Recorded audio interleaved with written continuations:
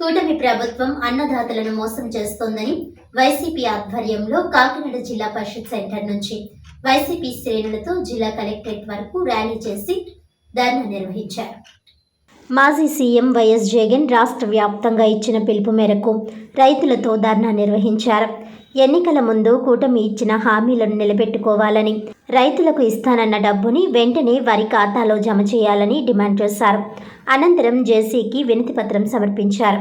ఈ కార్యక్రమంలో వైసీపీ జిల్లా అధ్యక్షుడు కురసాల కన్నబాబు, ఎమ్మెల్సీ పి అనంత ఉదయ్ భాస్కర్, వైసీపీ నాయకులు దాడిశెట్టి రాజా, నాగులపల్లి ధనలక్ష్మి, ద్వారంపొడి చంద్రశేఖర్ రెడ్డి, ముద్రగడ పద్మనాభరెడ్డి, దవలూరి దొరబాబు, తోట రామ్జీ, పోలసపల్లి సరోజ, సుంకర శివప్రసన్న, జమ్మలమడక నాగమణి, మాకినేడి శేషకుమారి, అంగూరి లక్ష్మీ శివకుమారి తదితరులు పాల్గొన్నారు.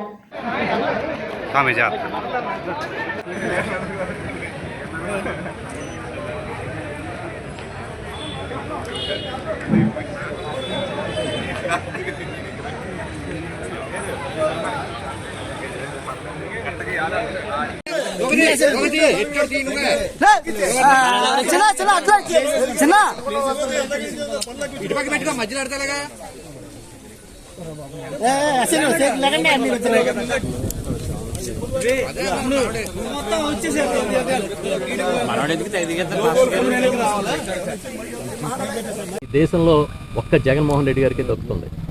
ఆ రోజుల్లో ఒక కమిటీ వేసి మీ భూములు మీకు వెనక్కిస్తానని హామీ ఇచ్చి, ఆ ప్రకారం నేను మంత్రిగా ఉన్న సందర్భంగా నన్ను చైర్మన్గా పెట్టి ఒక కమిటీ వేసి 2180 ఎకరాల భూమిని వెనక్కి ఇవ్వడంతో పాటు 6 గ్రామాలని ఖాళీ చేయించాలనే చంద్రబాబు నాయుడు గారి ఆదేశాలని కూడా మేము పక్కన పెట్టి ఆ గ్రామాలు అక్కడే యథావిధిగా కంటిన్యూ చేసే విధంగా ఆదేశాలు ఇవ్వడం జరిగింది. దాంతోపాటు శ్మశానాలు కూడా ఎక్విజేషన్లో తీసుకున్నారు. మేము చెప్పాం, ప్రతి గ్రామానికి సామాజిక అవసరాల కోసం ఉండాల్సిన భూములు వదిలేసి ఆ తర్వాత మిగతా తీసుకోవాల్సిందే అని శ్మశానాల దగ్గర నుంచి, పాఠశాల దగ్గర నుంచి యాజ్ ఇట్ ఈజ్గా ఉంచాలి. ఒకవేళ తప్పని పరిస్థితిలో షిఫ్ట్ చేస్తే పూర్తి స్థాయిలో ఆ సెజ్ యాజమాన్యాలే దాన్ని నిర్మాణాలు చేసి ఇవ్వాలని కూడా చెప్పాం.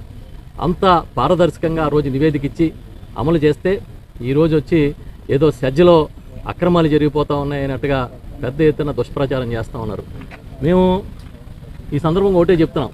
మొన్న యనమల రామకృష్ణుడు గారు ఒక ఉత్తరం రాశారు. ఆ ఉత్తరంలో చాలా క్లియర్గా రాశారు.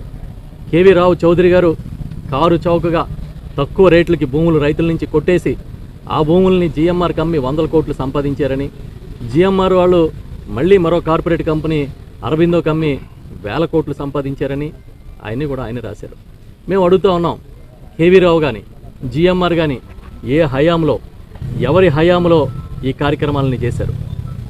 ఎవరి హయాంలో ఎకరానికి 3 లక్షలు ఇచ్చి కంటి తుడుపు చెరువుగా వాళ్ళకిచ్చి ఎదురొచ్చిన రైతుల్ని జైల్లో పెట్టి భూములు లాక్కున్నారు? అవన్నీ చంద్రబాబు నాయుడు గారు మర్చిపోయి ఉండొచ్చు, కానీ చరిత్ర మర్చిపోదు. ఏరువాక సాగి 2012లో నేను వస్తే భూములు ఇస్తానని చెప్పి ఆయన వచ్చిన తర్వాత 2015-16లో ఇంచుమించుగా 1589 ఎకరాల ఎస్ఐన్ ల్యాండ్ని, కోనా భూమిని 3 లక్షల రూపాయలకి ఇచ్చేసిన చరిత్ర కూడా చంద్రబాబు నాయుడుది. అది కాకుండా 70 ఎకరాలు ప్రభుత్వ భూమి ₹1 తీసుకోకుండా అదే సెజ్కి ఇచ్చారు. అది కాకుండా డెవలప్మెంట్ ఛార్జెస్ 101 కోట్ల రూపాయలు వైవర్ చేశాడు. ఈ విధంగా సెజ్ కోసం అహర్నిశలు కష్టపడి ఆయన పనిచేస్తే రైతుల కోసం చరిత్ర సృష్టించింది జగన్మోహన్ రెడ్డి గారు. భూములు తీసుకున్నవాడిది గొప్ప, ఇచ్చినవాడిది గొప్ప అని మేము అడుగుతున్నాం.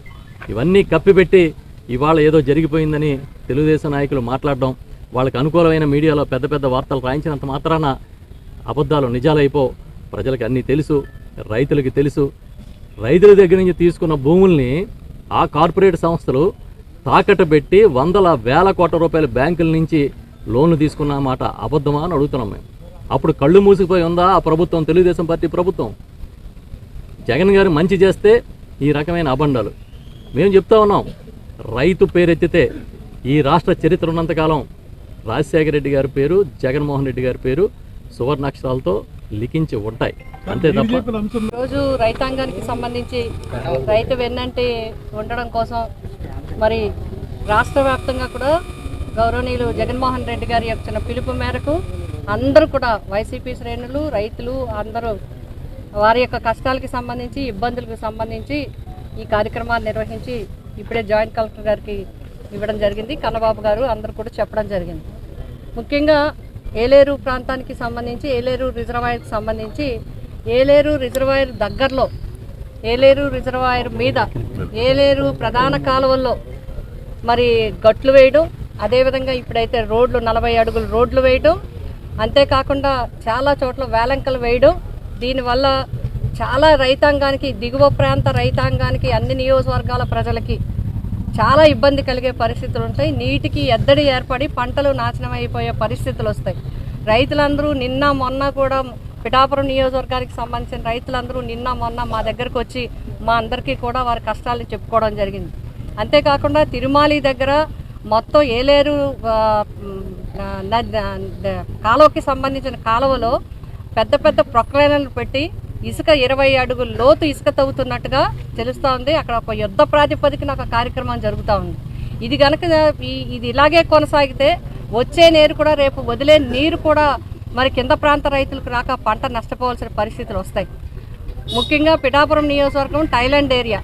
ఏ నీరు మనం చూడటం జరిగింది. విపరీతమైన వర్షాలు వరదల కింద వచ్చినప్పుడు ఇంచుమించుగా 6 TMCల నీరు వదిలేస్తే 3 నుంచి వారం రోజులు నీరు కూడా ఉండిపోవటం వల్ల పంటలు పూర్తిగా చాలా వరకు నష్టపోవడం, పండిన పంట కూడా అతి తక్కువ దిగుబడి రావటం, ఇలా రైతులందరూ కూడా నష్టపోవటం జరిగింది.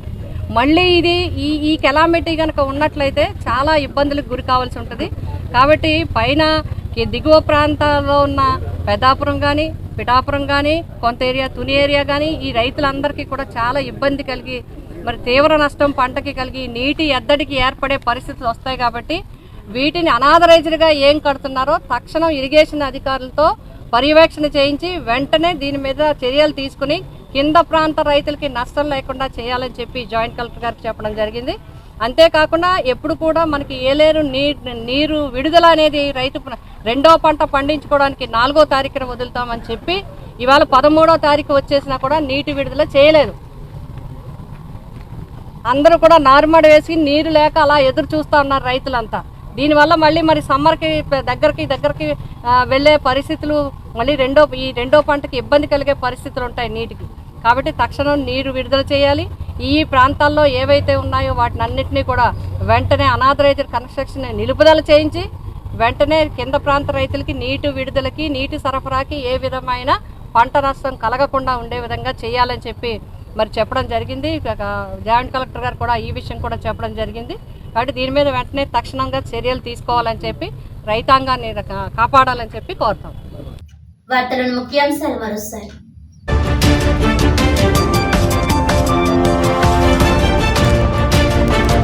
ఎన్ఎస్ఎస్ మెడికోవర్ ఆసుపత్రి ఆధ్వర్యంలో Nannaya university MSN Kakinada campus నందు మెగా మెడికల్ క్యాంప్. దైనందిన జీవితంలో సంవత్సరానికి ఒక్కసారైనా ఆరోగ్య పరీక్షలు చేయించుకోవాలన్న campus principal professor M. Kamalakumari.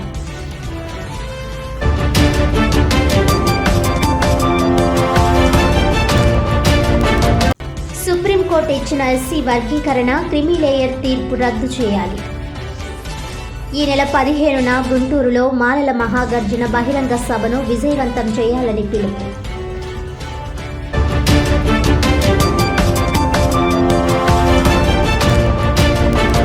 కూటమి ప్రభుత్వం అన్నదాతలను నిలువునా మోసం చేస్తోంది. రాష్ట్ర వ్యాప్త పిలుపులో భాగంగా వైఎస్ఆర్ కాంగ్రెస్ పార్టీ ఆధ్వర్యంలో జిల్లా పరిషత్ సెంటర్ నుంచి కలెక్టరేట్ వరకు ర్యాలీ నిర్వహించి ధర్నా చేపట్టిన వైసీపీ శ్రేణులు.